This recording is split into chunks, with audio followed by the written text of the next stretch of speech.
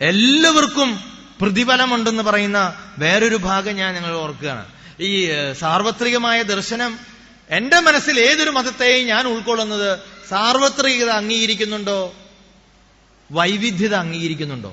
വൈവിധ്യതയും സാർവത്രികതയും അംഗീകരിക്കുന്ന ഒരു മതത്തിനെ മതമെന്ന പേരിൽ ഞാൻ കാണുന്നുള്ളൂ. അത് ഞാൻ ഇസ്ലാമിൽ കാണുന്നത് കൊണ്ടാണ് ഞാൻ ഇസ്ലാമിനെ ആദരിക്കുന്നത്. അത് ആദരിക്കാത്ത ഏതു മതമായിക്കൊള്ളട്ടെ അതിനെ പുനർവ്യാഖ്യാനം ചെയ്യണമെന്നാണ് എന്റെ പക്ഷം. അത് ക്രിസ്തുമതമായാലും ഹിന്ദുമതമായാലും. സൂറത്ത് 2:62 നമ്മള് നിങ്ങൾക്ക് വളരെ നന്നായിട്ട് ഞാനത് വായിക്കാം. മുഹമ്മദ് നബിയിൽ വിശ്വസിച്ചവരോ യഹൂദരോ ക്രൈസ്തവരോ മറ്റ് ഇതര മതക്കാരോ ആകട്ടെ, അല്ലാഹുവിലും അന്ത്യദിനത്തിലും വിശ്വസിക്കുകയും സൽക്കർമ്മങ്ങൾ പ്രവർത്തിക്കുകയും ചെയ്തിട്ടുള്ളവർക്ക് അവരുടെ രക്ഷിതാവിൽ നിന്ന് അവർ അർഹിക്കുന്ന പ്രതിഫലമുണ്ട്. അവർ ഭയപ്പെടേണ്ടി വരില്ല, അവർ ദുഃഖിക്കേണ്ടി വരികയുമില്ല എന്ന് ഖുർആൻ പറയുമ്പോൾ എന്താണ് അതിന്റെ അർത്ഥം? ഓരോ മതത്തിലുള്ളവനും ഓരോ സംസ്കാരത്തിൽ അള്ളാഹുവിനെ തേടുന്നവനും അതുപോലെ ജീവിക്കട്ടെ. സൽക്കർമ്മം ചെയ്യണം, സർവശക്തനായ ദൈവത്തെ അംഗീകരിക്കണം. ഇത്രമാത്രമേ ഇസ്ലാം പറയുന്നുള്ളൂ.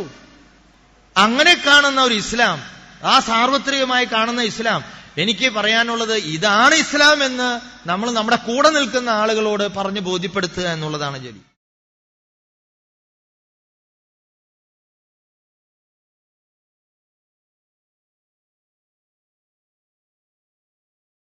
സൂറ ബഖറയിലെ 62-ാമത്തെ ആയത്ത്, ഇന്നല്ലദീന ആമനു വല്ലദീന ഹാദു വന്നസാറ വസ്സാബിഈൻ മൻ ആമന ബില്ലാഹി വൽ യൗമിൽ ആഖിർ വഅമില സ്വാലിഹൻ ഫലഹും അജ്റുഹും ഇൻദ റബ്ബിഹിം വലാ ഖൗഫുൻ അലൈഹിം വലാ ഹും യഹ്സനൂൻ. ആ ആയത്തിൽ തന്നെ വളരെ കൃത്യമായി അതിന് മറുപടിയുണ്ട്. ഏതു മതം സ്വീകരിച്ചവനാണെങ്കിലും, യഹൂദിയാണെങ്കിലും ക്രിസ്ത്യാനിയാണെങ്കിലും സാബി മതക്കാരനാണെങ്കിലും, അവൻ വിശ്വസിക്കുകയും അതേപോലെ തന്നെ തങ്ങളുടേതായ വിശ്വാസ ആശയാദർശങ്ങളും സൽക്കർമ്മങ്ങളും അനുസരിച്ച് ജീവിച്ചാൽ എല്ലാവർക്കും സ്വർഗമുണ്ട് എന്ന അർത്ഥതലത്തിലല്ല അള്ളാഹു അവിടെ സംസാരിച്ചിട്ടുള്ളത്.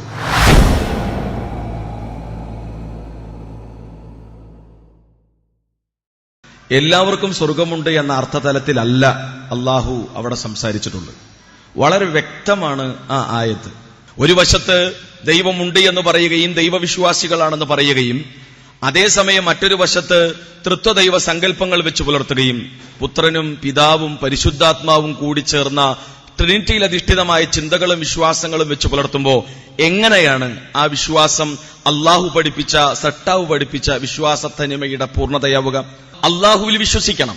ആ സട്ടാവ് പഠിപ്പിച്ച ആരാധന അനുഷ്ഠാന കർമ്മങ്ങൾ അനുസരിച്ച് ജീവിതം ചിട്ടപ്പെടുത്തുന്നതോടുകൂടെ അവൻ സ്വാഭാവികമായി മുസ്ലിമാവും അള്ളാഹുവിന് സ്വന്തത്തെ സമർപ്പിക്കുന്നവനാകും എന്നതാണ് സത്യം. മനുഷ്യർക്ക് തത്തുല്യമായ കർമ്മഫലങ്ങൾക്കുള്ള രക്ഷയും ശിക്ഷയും ലഭിക്കുന്നു എന്ന വിശ്വാസം വെച്ച് പുലർത്തുകയും, മറ്റൊരു വശത്ത് ആര് പാപം ചെയ്താലും സകല ആളുകളുടെയും പാപഭാരം ഏൽക്കാൻ അതേ ക്രിസ്തുയേശു കടന്നുവരുമെന്ന വിശ്വാസം ശരിയാവണ്ണം വെച്ചു പുലർത്തുന്ന ഒരാളെ സംബന്ധിച്ചിടത്തോളം, ഒരു വിശ്വാസം വെച്ച് പുലർത്തുന്നവനെ സംബന്ധിച്ചിടത്തോളം, ഏതു മതവും ഏതാശയവും ഏതാദർശവും അനുസരിച്ച് ജീവിച്ചാലും എല്ലാവർക്കും സ്വർഗപ്രവേശം എന്ന വർത്തമാനവും നിലപാടുമല്ല വിശുദ്ധ ഖുർആനിന്റേത്. മറിച്ച് ഒരാൾക്ക് സ്വർഗം ലഭിക്കണമെങ്കിൽ അവൻ എന്ത് ചെയ്യണമെന്ന് കൃത്യമായി അള്ളാഹു അവനിൽ നിന്നുള്ള മാർഗദർശനത്തിലൂടെ, പ്രവാചകനിലൂടെ, വിശുദ്ധ ഖുർആനിലൂടെ, അതിന്റെ വിശദീകരണമായ മുഹമ്മദ് മുസ്തഫ സല്ലല്ലാഹു അലൈഹി വസല്ലമയിലൂടെ നമുക്ക് പഠിപ്പിച്ചു തന്നിട്ടുണ്ട്.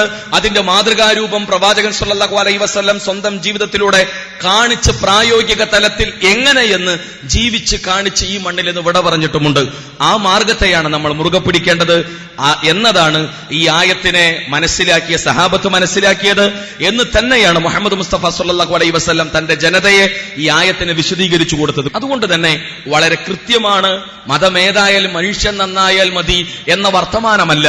മതം മതമാകണം, അത് സട്ടാവും സംരക്ഷകരുമായ ഉടയവൻ പഠിപ്പിച്ച മതമാകണം, അത് സട്ടാവും സംരക്ഷകരുമായ ഉടയവൻ പഠിപ്പിച്ച മാർഗദർശനമാകണം, അത് സട്ടാവും സംരക്ഷകരുമായ ഉടയവൻ പഠിപ്പിച്ച മാർഗവും രീതിയുമാകണമെന്ന് വളരെ വ്യക്തമാണ്. അതാണ് ആ ആയത്തിന്റെ താല്പര്യമെന്ന് സാന്ദർഭികമായി സൂചിപ്പിച്ചു എന്ന് മാത്രം.